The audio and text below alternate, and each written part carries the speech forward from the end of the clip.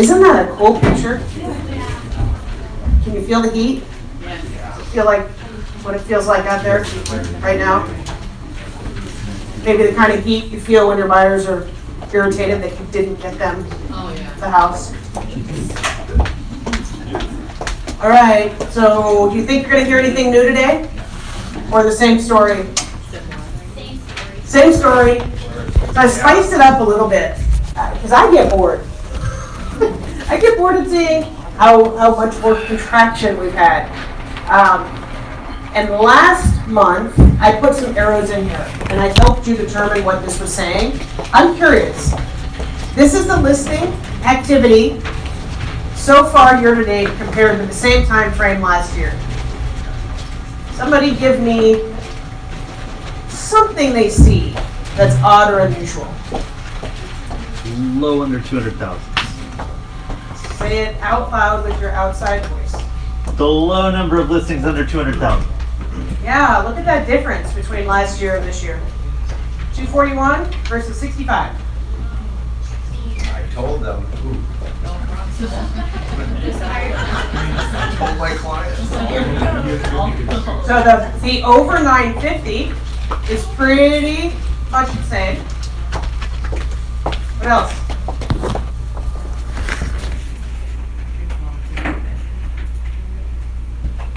Give me one more.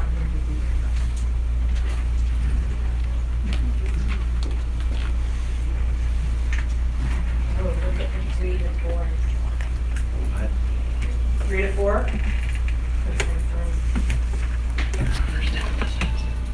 It's almost cut in half. Yeah. Look at the percentages, because sometimes percentages talk to us more than the actual unit numbers. You see the shifting that's happened in the percentages.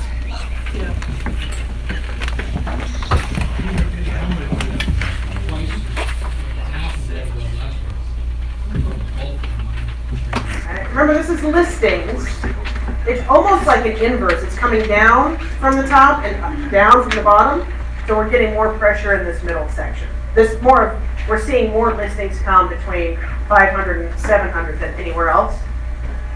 And each segment of the market is shrinking in terms of new listings coming to market a little bit. All right, next one. How about the sold? So the same time frame. This is much easier if I'm a little removed from it. Can you guys see it? Both dropped too, and the vote closed. I'm still sure way higher. Well, the number of closed compared to what dropped? The year prior. I mean, the year prior to the 75. Yeah, the total number, you're right.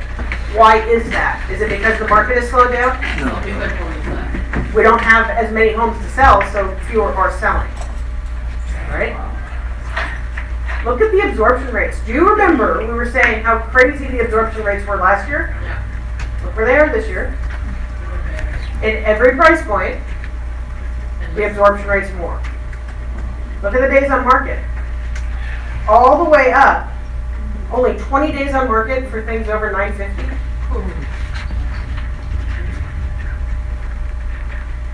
That's almost half of what it was last year. What else?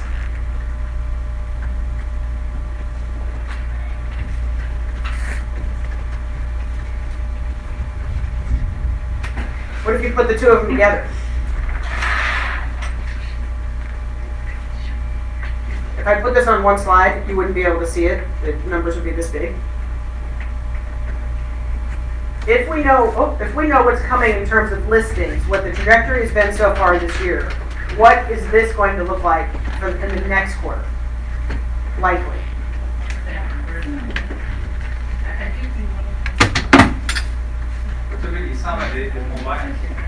There's more buyers, so how is this going to show up? We've been in the first quarter, guys. Tell me a year when the first quarter's been the best quarter of the year in real estate. Has that ever happened? Not in my career. I've never seen it happen. And Gary's been in this business a long, long time. So if it hasn't happened in his career, January, February, March are 3 of the slowest months of the year. Regardless of where you are, there's seasonality that shows up. So, what month is the typically most aggressive month in real estate? April, May. June. June and July are usually the 2 peak months. So if we're already with seeing this kind of absorption now, the absorption rates are going to be higher than this. Which means contracting inventory, which means what prices? Increase, still we're getting more up there. The broken record, right? And applications are up like 4% year to date. Well, I'll say, I know just when we take a snapshot of what's happening in the market center, last month, in the month of March, we wrote 96 contracts. That means we got into escrow on 96 properties. That's a lot for a March. You know, actually, one of, through my stager, there was this La Jolla home come on the market, 5.5 million, pretty much had to be torn, you know, all. A scraper at 5.5 million? Yeah, 5.5 million, so within 4 days, 3 cash offer, all at asking price, is sold for the 10-day closing, sold 500,000 over asking price. That's amazing. And she said she staged her property, but it pretty much has to be done. Wow. 500. Wow. 5.5 million. So sold for 6. So if you had to, this is just fun, I hadn't planned on this, but I'd love to know a few people, if you had to use one word to describe a market that makes that happen, what would you use? Unsustainable. Irrational. Irrational, that's a good one. Bubble, who said bubble? You're usually my favorite. There may be a bubble, but with everything I'm gonna show you now and everything that we've seen, our bubble's not gonna burst for a while, right? What else? Another word. Short sale? If you're getting ready now, you're getting ready too early. We'll probably get there again, because it always happens, yet I think it's gonna be a while. One more word. I don't hear fun, exciting. It's bananas. Challenge, bananas. I was thinking crazy. Yeah. Schizophrenic. Exciting. Okay, so new, same as we saw last month. Same trajectory. You can't see it all on here. It gets cut off. Same trajectory. These are just good visuals to use with your clients. And Eve, I'm actually feeling that I sent you the wrong one. This one? Yeah. Can you switch over to the other one? Only because these are going to look very, very much the same. I did some updates to it, and it all had to do with these first 2 slides. Oh, sorry. So we'll have an interlude. It's like intermission. Yeah? With the low inventory, I'm sure you guys have done it as well, but I look on Zillow for sale by owners. Just like if you work with a buyer, there's tons of for sale by owners out there that are willing to cooperate. And even though Robert or somebody could say, hey, convert those into sellers, it's a really good opportunity to buy in off market properties. Okay. There's so many out there. I love that we're bringing this up now, because it's actually, I think, the most important part of what we do in this staff meeting is talk about what could be some strategies. And that's always the last slide. Where are some other places we can find inventory that not very many people know about?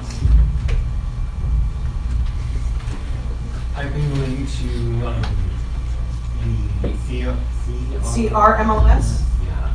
By show of hands, how many of you know that we have access through Sandicor to other MLSs? Okay, are you checking those that's a lot. I'm surprised there's that many. Are you checking those regularly? No, never. They're not user friendly. They're not user-friendly, but it's inventory that isn't getting seen by a lot of people. Redfin has all of them. And I know we all hate Redfin, but their website is the most user-friendly, the most accurate and up-to-date of any consumer site. And that's what I use to search for property and then transfer MLS numbers over.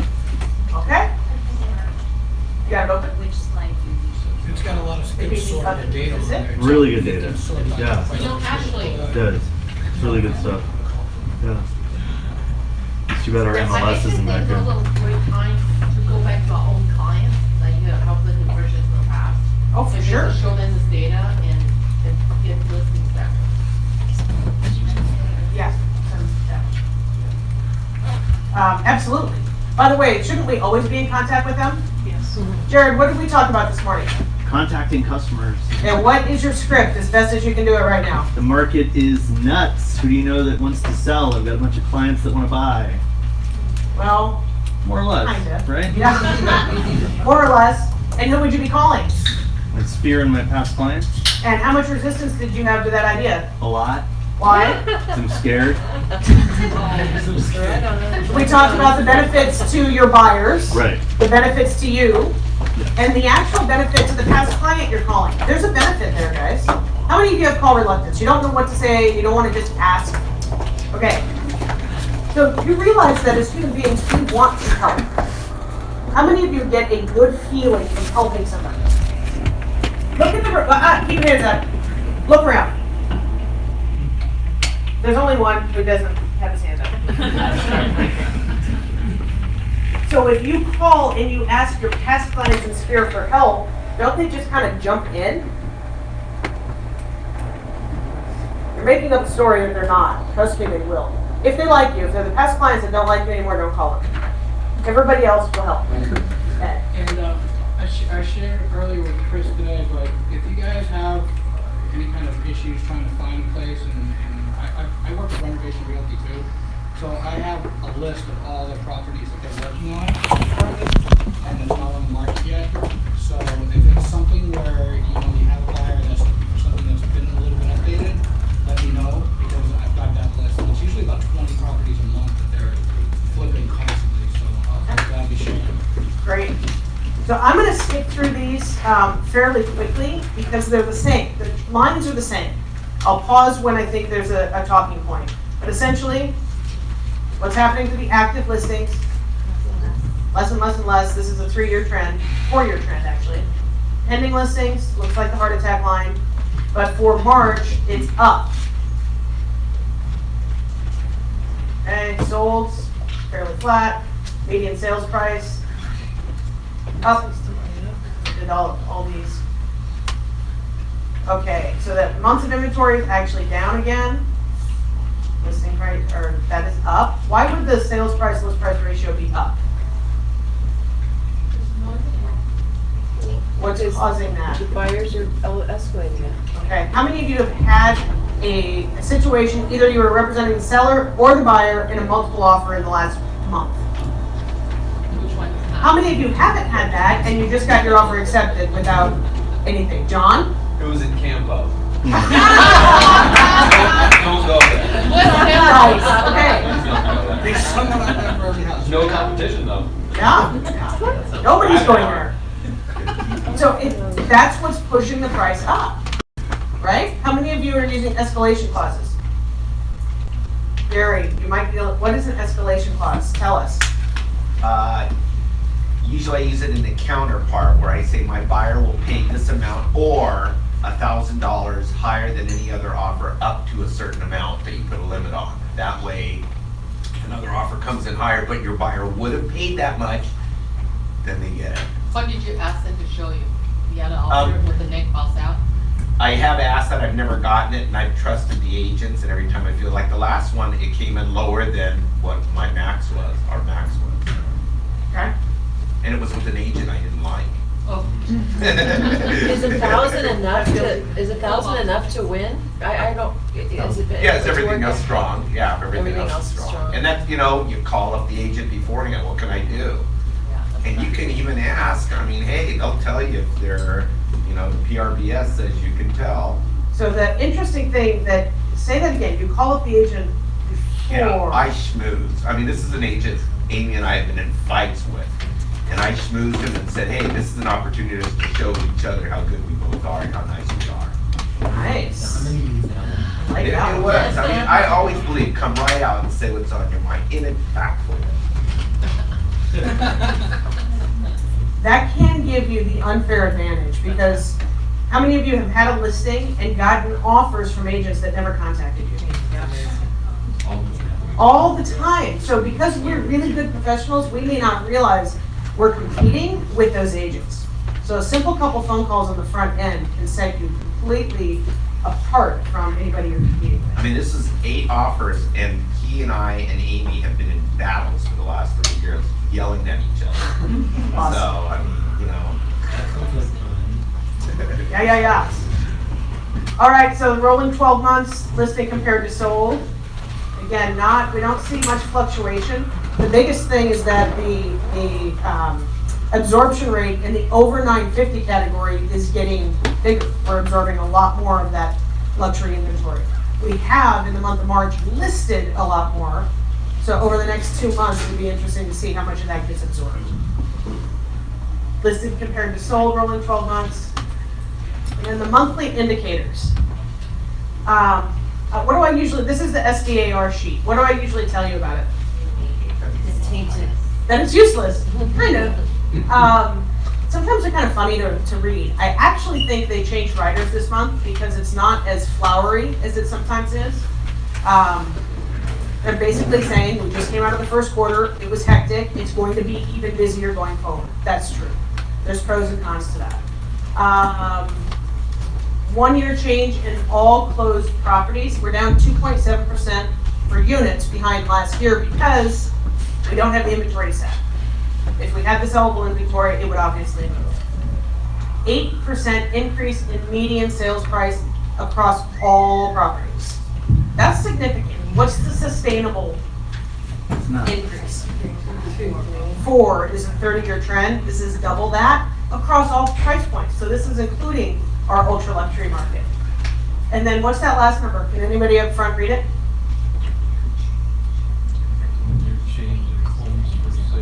So we are down 30%. 30%. That's a huge number. 30% in active inventory. That's why it's crazy out there, bananas. And that's not going to get better, I don't think.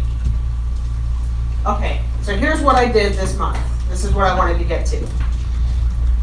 How many of you are having conversations with your sellers and buyers and you just don't even know what to say? They just are so frustrated you don't know what to tell them anymore. Anybody? Just 1, 2? Are you talking to people? How do you pursue them if you Well, don't get them ready? let me give you a hypothetical. So if you have a buyer and they've been beaten out 5 or 6 or 7 times on a house, by the time you go to make that 8th offer on the 8th property, are they frustrated? Has anybody had something like that happen? Yes. Okay, you may not, but most agents have. And how many properties are they bidding on that they're not getting? How many does it take to get them frustrated? 3, 4. It doesn't take, because they get their hopes up, right? And then they say, what? After they miss out on the 3rd or 4th one. You want to give up? You want to change agents? Let's give up. Yeah, that's true. Yeah, maybe it's your problem, you didn't get me the house, but I think more often than not, this is just too much. I don't want to do this. So we have strategies. If you've got somebody who's getting beat out at their price point, what's one thing you can do with them to get them to be competitive buyers? Because if they're getting beat out, they're obviously not competitive buyers where they're at. Reality in terms. Say that again, Linda? Reality in terms. Reality in terms. So what I did very practice with like sometimes the clients like that, they lose out like $3,000, because they feel that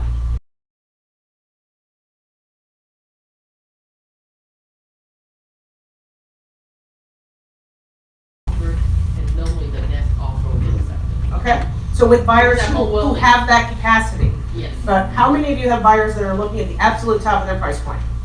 Well, they could say they are looking at absolute top, but you got lender like Amanda that can look at the numbers.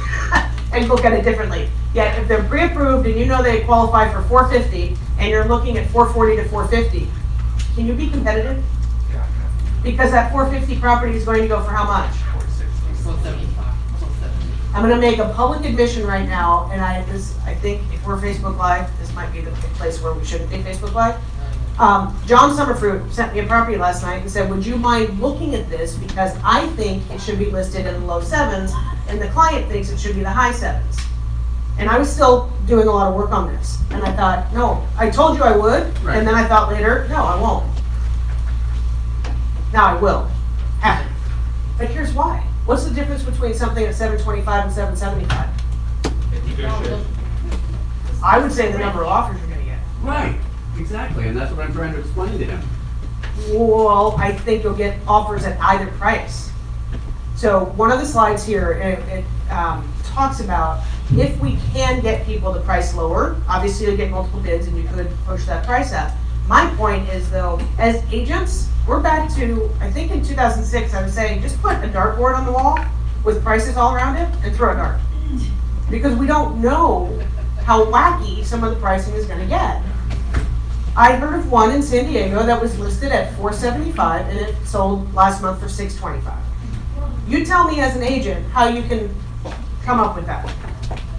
Now, the good news is that's the new comp, but there's no way, I don't care how good you are, you're gonna come up with that value to have a $150,000 difference. Ricky had that fourplex a while back, and it seemed like it was priced very low. Do we know how much that was? I believe, He got it to almost 900. yeah, it went a couple $100,000 It over. fell out. Yeah, that's one though. But he still had other ones, he had 18 offers, he still was able to get it right below 900. It's significant. So my point is, unfortunately, or fortunately, you shouldn't be judged by your pricing in this market. If a client, and there's very few times I'm gonna say that, but if a client is within 20% of what you think it should be, take the listing. Take it. Because even at the $950 price point, look at the absorption rate. And what was the word you used, Ed? Irrational. We can use that to our benefit right now, because it is irrational. And by the way, if you decide to take that, whatever the potential seller thinks, write in your price reductions at 10% every 2 weeks. Write it into the listing contract. And I would be honest, there's no benefit to you not being honest in the conversation of, look, this market is irrational. We've had listings in our office go $200,000 more than we thought they would. So let's use your strategy, and if it doesn't work, my job is to help you sell the house, so we'll go 10% every 2 weeks. And just put it up front.